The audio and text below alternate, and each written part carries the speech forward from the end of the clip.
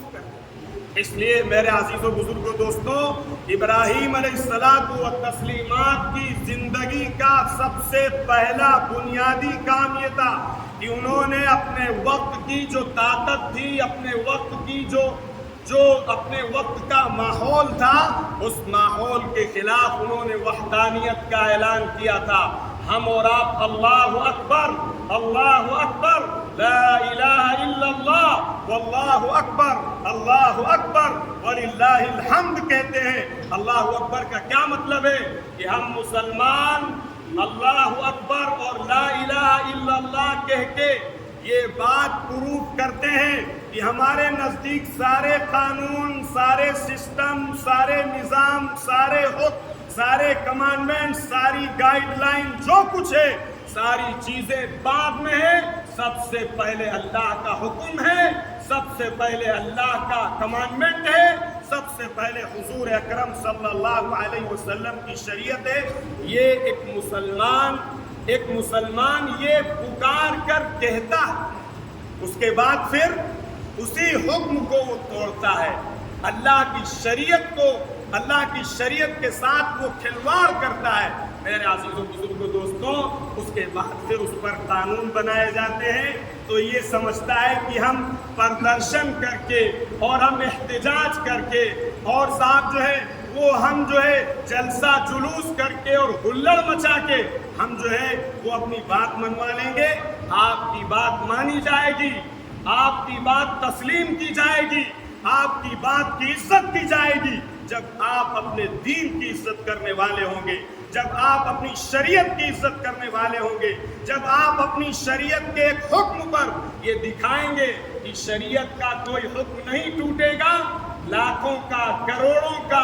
اربوں کا اگر نقصان ہوتا ہو تو مسلمان اسے برداشت کرے گا، لیکن اللہ کی شریعت کے ساتھ کوئی سمجھوتا نہیں کرے گا۔ ایک بڑی تعداد ہماری جو شرک کی گندگیوں میں دلدل میں دھسی ہوئی، نہ جانے وہ کیسی کیسی گندی ایکٹیویٹیز کرتے ہیں، اور وہ یہ بھی کہتے ہیں لا شریک لک، یہ اللہ آپ کا کوئی شریک نہیں۔ ہم جو ہے وہ ہزاروں چیزوں کو اپنے اللہ کے ساتھ شریک کیے ہوئے ہیں۔ نہ جانے کتنے ایسے لوگ ہیں، ایک بڑی تعداد ہے جو قبروں پہ جا کے اس نے اللہ کو ان کے ساتھ شریک کر دیا، اور قبریں بھی بہت ساری ایسی ہیں جو گھوڑوں کی ہیں، جو بلیوں کی ہیں، اور آدمی ان سے اپنی تمنائیں لگائے ہوئے ہیں، آدمی ان سے اپنی آرزویں لگائے ہوئے ہیں، اور یہ سمجھتا ہے کہ یہ ہمارا ایشو اور یہ ہمارا کام یہاں سے ہو جائے گا۔ میرے عزیزوں بزرگوں دوستوں، ابراہیم علیہ السلام و تسلیمات کی زندگی نے یہ بات صاف کر دی ہے کہ حالات کیسے بھی ہوں اور سسٹم کیسا بھی ہو،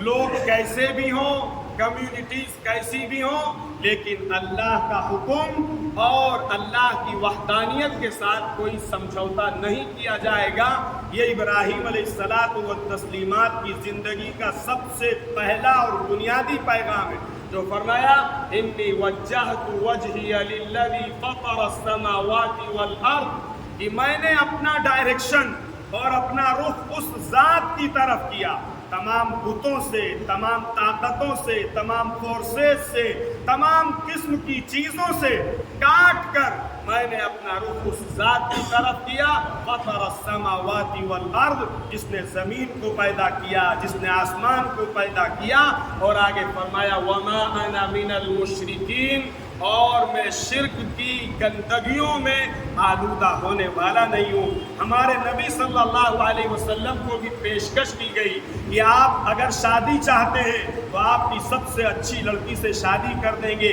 اگر آپ مال چاہتے ہیں تو ہم مال کے انبار آپ کے پاس لگا دیں گے، اور جو بھی آپ کا پرابلم ہوگا ہم اسے حل کریں گے، لیکن آپ بت پرستی کے خلاف اور معبودان باطلہ کے خلاف آواز لگانا چھوڑ دیجئے۔ آپ صلی اللہ علیہ وسلم نے فرمایا تھا کہ اگر وہ لوگ میرے ایک ہاتھ پہ سورج رکھیں اور دوسرے ہاتھ پہ چاند رکھیں تو بھی میں اپنے اس مشن سے دعوت کے باعث نہیں آ سکتا ہوں، یا تو میرا مشن پورا ہوگا یا میں ہلاک ہو جاؤں گا۔ یہی ایک مسلمان کی اندر اسپرٹ ہونا چاہیے کہ میں کوئی شرکیہ کام، کوئی بت پرستی والی ایکٹیویٹی، کوئی ایسا کام نہیں کروں گا جو اللہ کو ناراض کرنے والا ہو اور حضور اکرم صلی اللہ علیہ وسلم کی شریعت کے خلاف ہو۔ اگر یہ ابراہیم علیہ السلام کی زندگی کا پہلو، چاہے مار دیا جائے، چاہے جلا دیا جائے، چاہے بدن کے ٹکڑے ٹکڑے کر دیے جائیں، یہ زندگی عارضی ہے، ختم ہونے والی ہے اور اس کا وقت طے ہے۔ ہم اللہ کی شریعت کے ساتھ اور اللہ کے حکم کے ساتھ کوئی سمجھوتا نہیں کر سکتے ہیں۔ یہی ابراہیم علیہ السلام و تسلیمات کی زندگی کا سب سے بنیادی اور اہم پیغام تھا۔ اس کے علاوہ میرے عزیز